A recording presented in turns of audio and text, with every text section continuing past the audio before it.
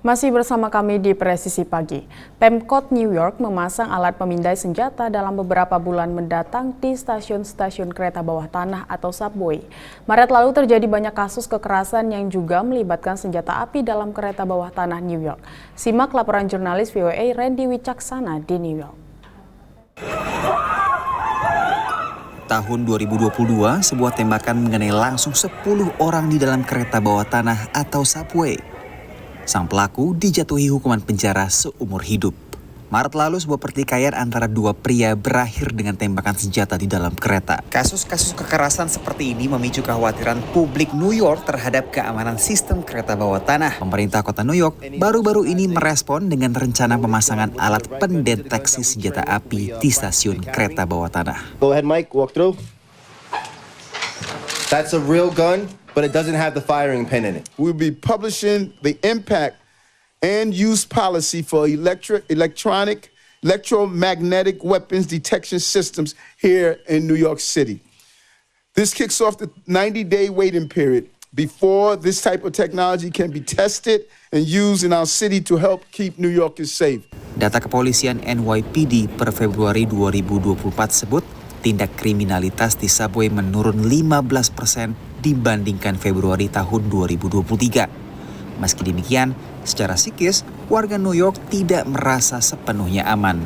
Data kriminalitas di kereta bawah tanah subway masih tergolong tinggi berdasarkan data dari pengelola kereta MTA per tahun 2023. Termasuk diantaranya adalah serangan fisik yang terjadi 1,5 kali per hari.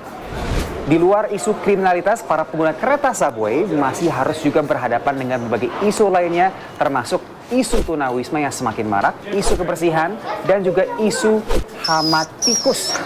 Meski dihadapkan dengan isu-isu tadi, namun pengguna kereta subway masih tergolong ramai, meski angkanya masih mencapai 70% dari angka pra-pandemi. Dibandingkan kota-kota megapolitan dunia lainnya, minat penggunaan sistem kereta New York belum bisa dikatakan sepenuhnya pulih pasca pandemi. The world, I'm thinking like Seoul or Paris or London, Shanghai. They've seen their ridership rates, recover completely and now exceed pre-COVID. In some instances, we have not. We are at about, I think, 70%, which is a slower rebound than what you see internationally. Kasus penembakan senjata secara statistik hampir jarang terjadi di subway. Meski demikian, isu ini jadi sorotan secara umum yang mempengaruhi persepsi masyarakat soal keamanan mereka secara umum. Pemasangan pemindai senjata ini menurut analis jadi salah satu upaya agar masyarakat merasa aman dan angka pengguna kereta kembali seperti sedia kala.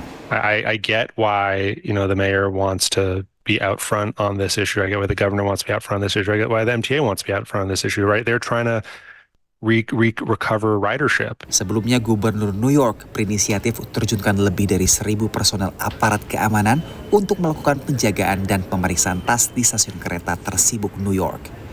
Dari kota New York, Randy Wicaksana, VOA.